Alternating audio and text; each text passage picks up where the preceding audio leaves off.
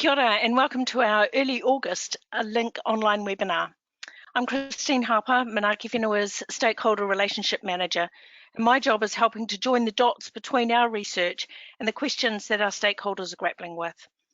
Research on how people and communities respond to the environment is a real key part of our work and in an area of increasing interest and relevance to all areas of environmental policy development. This webinar will outline the development and use of a framework for social license to operate by Dean Strong, Robin Kannemeyer and Peter Edwards. I'll be back at the end to help with questions, so don't forget to put them in the chat box as soon as you can. Over to you, Dean. Thanks, Christine. So yes, just to reiterate Christine's introduction, this is a joint piece of work with Robin and Peter, and I'm presenting today on behalf of the three of us. So today we want to talk through some social license research we've been working on and provide you with some insights into some of the things that organisations, teams and individuals need to consider if they want to start down the social license path. We have 4 key messages that we believe that any organisation needs to reflect on before committing to the task, and we'll highlight those throughout the presentation.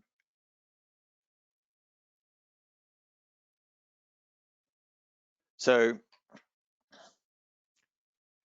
broadly, social license to operate is a concept that describes the informal approval or acceptance granted by communities to an organisation.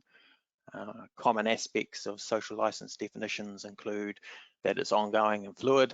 There's different levels of acceptance, so from people tolerating what you're doing through to people championing your cause. It's relevant to stakeholders at multiple levels, so communities through to regional, national, even international. It can be revoked at any time. It's responsive to changes in perceptions, and most importantly, it's reflective of relationships.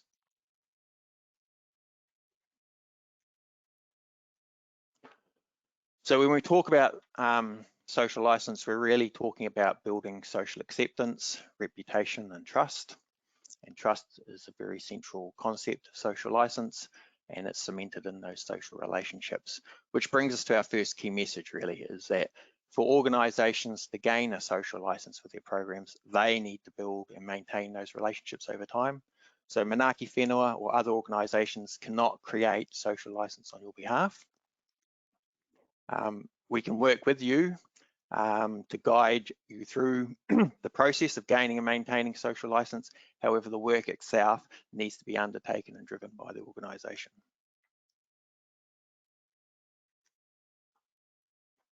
So given that it's all about the relationship, we've developed a social license engagement framework to help organisations build and maintain social license through developing trustworthy relationships. To develop this framework, we drew on the literature. We did some interviews with social license researchers working both in New Zealand and internationally, and we held a bunch of workshops with some researchers as well. So the framework, the framework's intended as a guide and can be adjusted depending on the needs and understanding of the organisation, as there's no one-size-fits-all approach. The framework outlines an intervention logic that can be applied to help guide organisations in achieving social license, rather than providing specific methods to do so. What we found in our research is it's not what methods that you use to build social license that are important, rather it's how those methods are used to assist organisations to understand and develop social license. The process is more important than the method because there's no singular solution to building and maintaining relationships. By focusing on the process rather than being prescriptive about the methods, it provides you with the flexibility to adjust to the context of the situation you're in.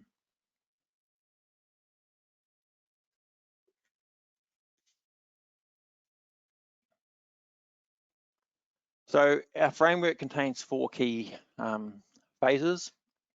The first phase is socializing phase, and the purpose of this phase is really to socialise the concept of social license with and within the organisation looking to gain and maintain social license.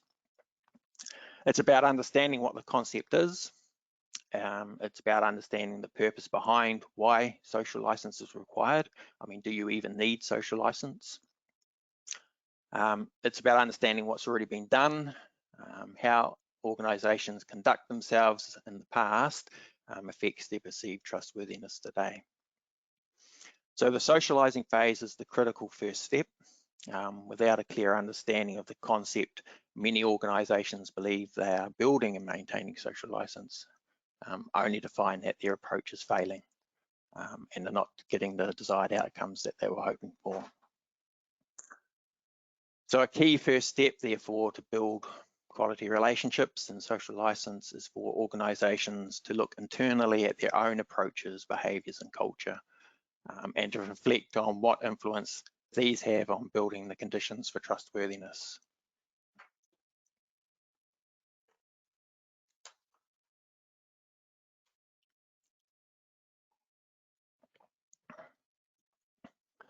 So that brings us to our second key message today, which is that trust cannot be demanded, it has to be earned in the eyes of others. So trust arises when organisations deliver approaches, behaviours and outcomes that demonstrate trustworthiness. An effective culture is essential to trustworthiness, and good cultures go beyond just compliance with law and regulation. They foster attributes of honesty, competence and reliability.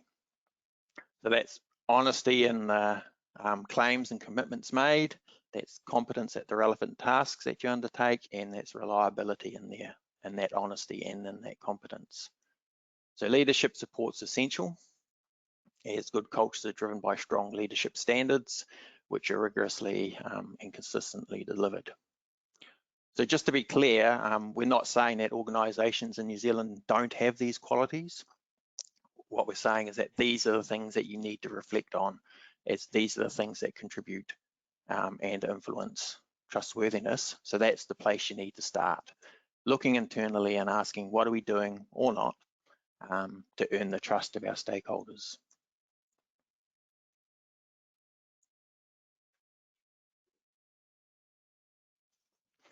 So being trustworthy is important because, as the Colmar-Brunton Public Sector Reputation Index highlights, people's experiences with organisations, either good or bad, can have a lasting effect, and though that effect can last for up to 10 years in some cases. So negative experiences are more powerful than positive ones, but in both cases, the experience stays with people for a long time. So therefore, history counts.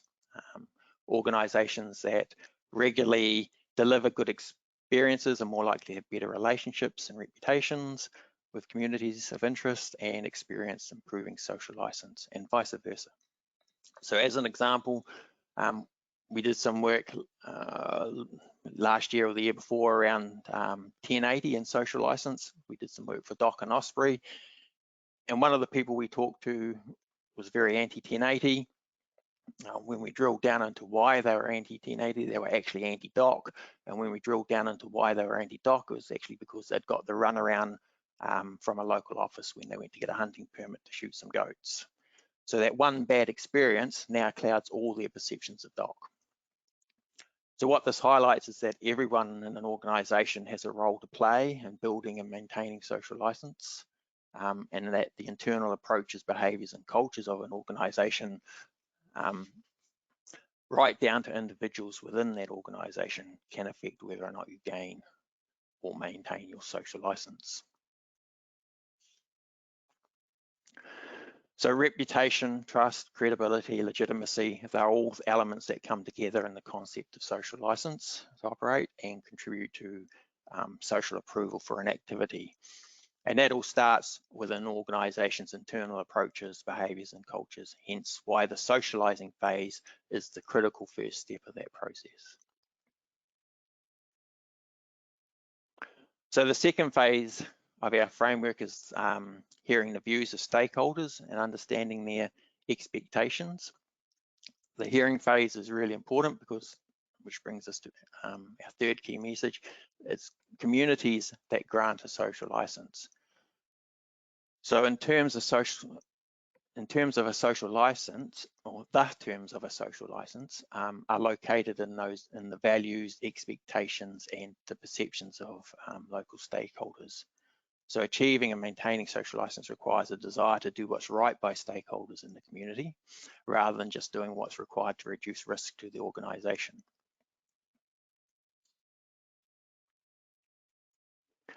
How you engage is also important. Are your relationships largely transactional, or are they relational? Transactional approaches to engagement are the main approach taken by many organisations to social license engagement.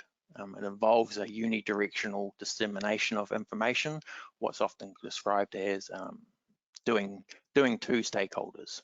So we just need to tell them what we're doing and in a more effective way, as illustrated in the quote on the slide. There is a place for transactional approaches. Being transparent and putting content in the public domain helps to meet required or expected standards, but on its own, it's not enough to create trustworthiness and build social license. All too often, the content is not accessible or understandable to those with less time or knowledge. And again, if we use an example, the social license in 1080 work we did, a lot of the people we talked to, a lot of the concerns they raised, they have already been well researched, and they're actually being well covered in, say, the Parliamentary Commissioner's report on 1080, for instance. Now that report's out on the public website, but when we talk to people, most people were actually unaware that that even existed. So people are busy, they haven't got time to do the research for themselves. So because communities grant a social license, it's important that organisations understand what it is that communities are basing their approval on. What are their aspirations? Because the best intentions of an organisation can count for nothing if affected communities and stakeholders are judging you by different criteria.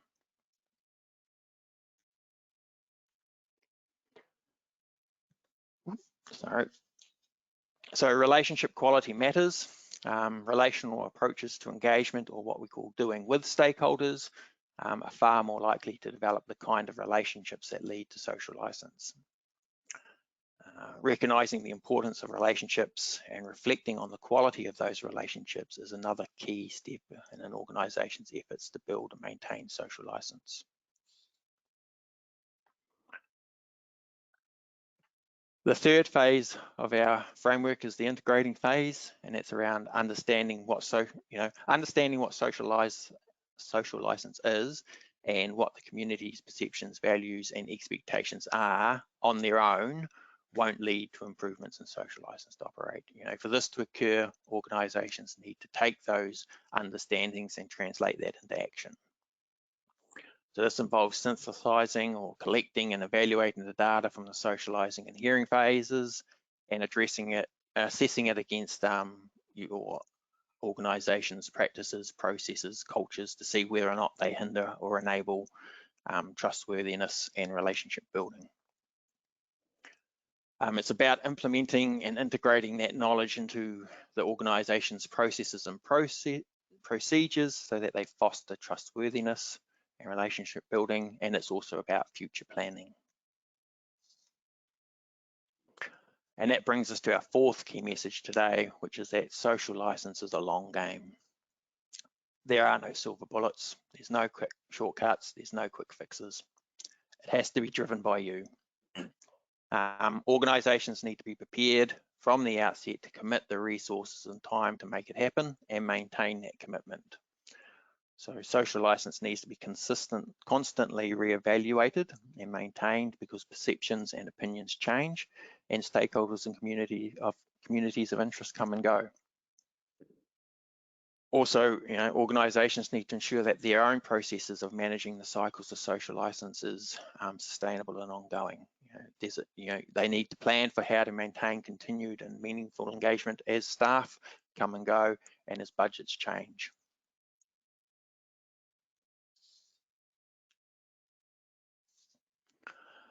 So the fourth phase of our framework is around reflecting. It's a continuous process across all the steps. At every stage, organisations need to reflect on their actions, and how they impact on other phases, on the relationships that they're trying to develop, and keep asking themselves the question, how does this inform and build trustworthiness?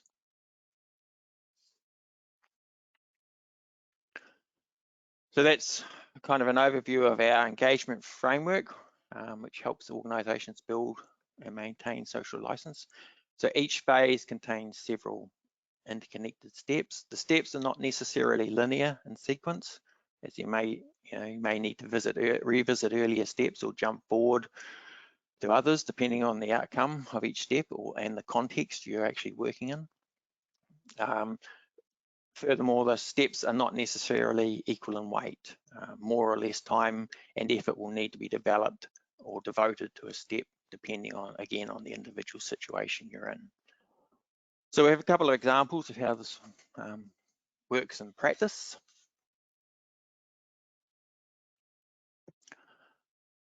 So last year, Robin and Peter worked with Predator Free Southland, providing advice for their pilot project, Predator Free Awarua.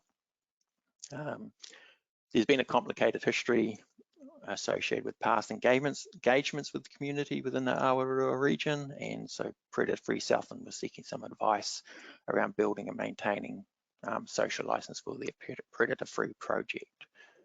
So we used our framework, or they used our framework as a basis for the advice.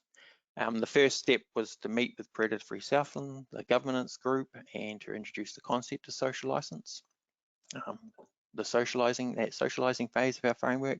As part of the socializing process, and in conjunction with Predator Free Southland staff, they carried out a document analysis of past engagements and predator control in the Bluff and Awarua communities, and this was to help Predator Free Southland reflect on the context for the project, also to help Predator Free Southland identify key learnings and reflections from previous engagements, and also to reflect on those perceived barriers for achieving Predator Free Awarua.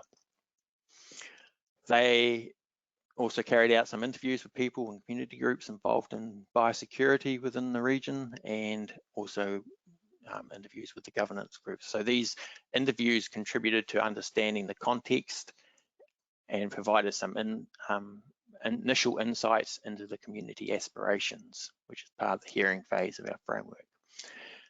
And also provided some information around the visions for a successful predator-free initiative.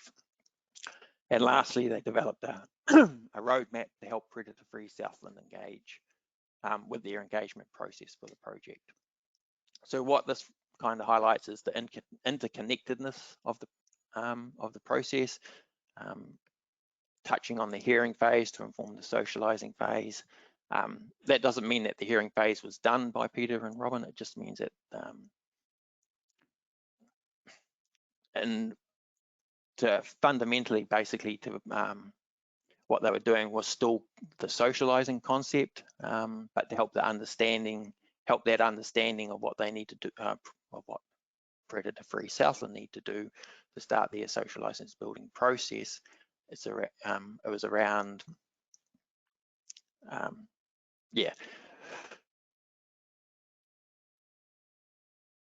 I've lost my place, sorry. Yeah, so it's around building that socializing work. So they didn't actually do the hearing phase for them, but they did touch on that, and it does inform the socializing. So that kind of demonstrates what they were doing. It was how some of those other phases connect back, but Predator Free Southland will still have to go through that hearing phase. There's a reason the framework's in a circular,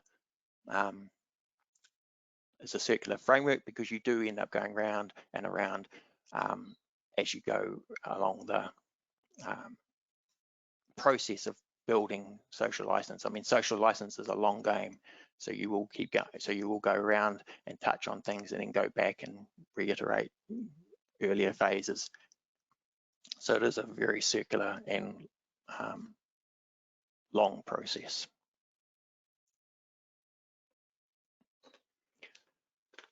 So we've also done some work with Te Raka around the socialising phase. Again, yeah, holding workshops with Te Raka and producing a handbook to help with landowners engage and maintain social license. But again, that's largely around that socialising, starting with that socialising aspect.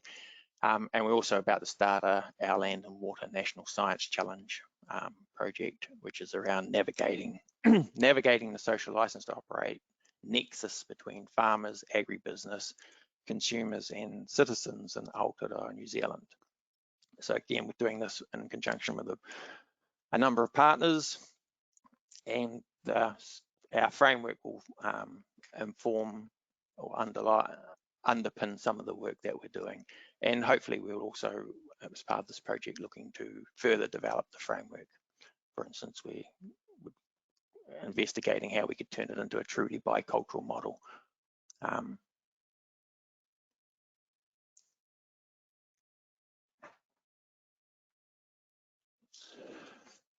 So just to recap, social license is a multifaceted and complex issue. There are a number of examples where organisations have thought they were building social license only to find that their approach is failing to deliver the desired outcome. So for any organisation wanting to start down the social license path, we have 4 key messages that we believe you need to consider before you start. So the first is that relationships and trust essential to social license, and therefore a third party cannot get social license for you. So what this means is that you need to do the work.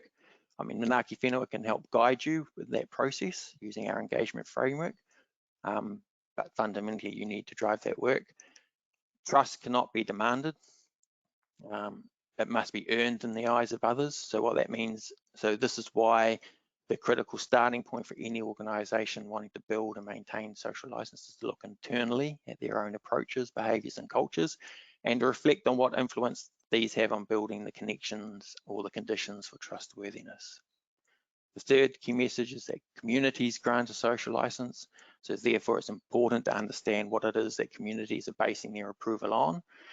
It may not be right, but the point is that that's where you need to start. You need to understand what they're judging you on. And the last key message is that social license is a long game. You need to understand that social license is not a tick, done, move on sort of thing.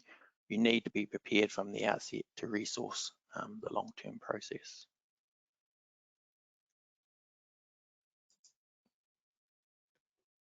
Questions?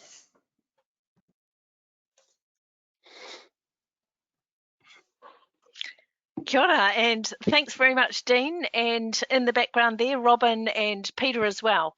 That's been fantastic, and that is evidenced by the greatest number of questions I have ever seen in a webinar. So we're not going to manage to get through them all. We're going to tackle a few, but I do just want to reassure everybody who's put in a question, we will give it some thought and we will respond to you directly. There's quite a lot of questions around the practical application and doing this kind of stuff, as well as some deep and philosophical things to think about, which may well help with our future research. So this is super valuable. Thank you very much to everyone who's put those questions in. I'm going to start with a really basic question though, and maybe Dean, you could start, but hand it over to the others if you prefer to. When you talk about an organisation, are you talking just about a single body? And there's another related question: is can a whole sector get social licence? And I think we're thinking about the farming, some of those farming sectors there. No, that's fine. So when I'm talking about organisation, I'm generally talking about a single body, mainly because that's how social licence has generally been thought of and conceived, and it's usually a single body. I mean, in the past, it's a single body that's been coming to us and saying, oh, we need social licence. How do we go about getting it, sort of thing. So generally, yes, it's a single body. But there's no reason why it has to be. And coming on, I guess the second part is can the whole sector get it? Well, that is really the crux of this Our Land and Water research that's coming up. That's kind of what we're looking at. I think, yeah, the literature is, I would say the literature is out on that at the moment. So that's partly one of the reasons what we want to look at. But Peter would have a better understanding of, at least from the sector's perspective. Peter, do you want to jump in and answer that? Yeah, I guess like Dean said, I mean, pretty much all the literature is around, you know, a single organization or even a single operation. You know, where an organization might have multiple sort of operations, they may not all have social license. So yeah, I guess that sort of question of scale and scaling up to an entire sector is actually quite tricky, because you've got sort of multiple organizations, or in the case of farming, you may have hundreds, if not thousands of individual farmers that all do things quite differently. So it's yeah, I guess trying to figure out if there's sort of some, I guess, common ways or avenues or things that farmers or, you know, organizations within a single sector can sort of align themselves up and do certain things, maybe a way to gain it for an entire sector. I don't know. That's, yeah, like Dean said, that's essentially the crux of the Our Land and Water project, is to look at how we can scale that up to a much bigger scale. And there's, yeah, as Dean said, there's very little literature out there around sectors. We've also had some questions about whether you get social license for a program or for a project. I think you've kind of alluded to that, but Sonia asked it really nicely. Would social license be necessary if projects were developed in partnership with communities right from the start? Well, you want to go, Peter? Yeah. Oh, okay, sure. I was gonna, yeah, I mean, I guess that's coming at, certainly is quite possible, yeah, to gain social license right from the beginning. A lot of the literature, particularly out of the mining industry, is where mining companies actually, you know, before they even start mining, they actually go in and work with the communities for a couple of years to make sure that, you know, there's sort of mutual benefits on kind of from both sides, and so that, you know, as long as those kind of relationships sort of carry on, then yeah, it's absolutely possible to get social license by essentially bringing the communities along on your journey and giving them the opportunity to contribute. Yeah, and there's definitely the chance where it may not happen. You can get sort of one or two, or groups, or even individuals that can, you know, sort of turn everything upside down. Doesn't even have to be a majority, but yeah, certainly working with communities and bringing them along on the journey is a big step towards gaining and maintaining that social license. Thanks, guys. Look, we have run out of time, and there is a really amazing list of questions here. Just to reassure people, we will come back to those questions. We'll respond directly to people who've asked them, and we will also put those questions and answers, even more importantly, up on our website. A number of you have asked whether the presentation is available. Yes, you will have an email later today, and that will include a recording to the of this presentation. It will also include some links to some website resources. And Peter, we've also been asked if we can link to the Te Ururako guidelines and project reports, and I think we can, but we'll check that and include it if we can. But we've run over time. This has been fantastic. Thanks everyone for joining us, and watch this space, watch your mailbox for the next exciting Manaaki Whenua LINKOnline webinar. Thanks. Bye for now.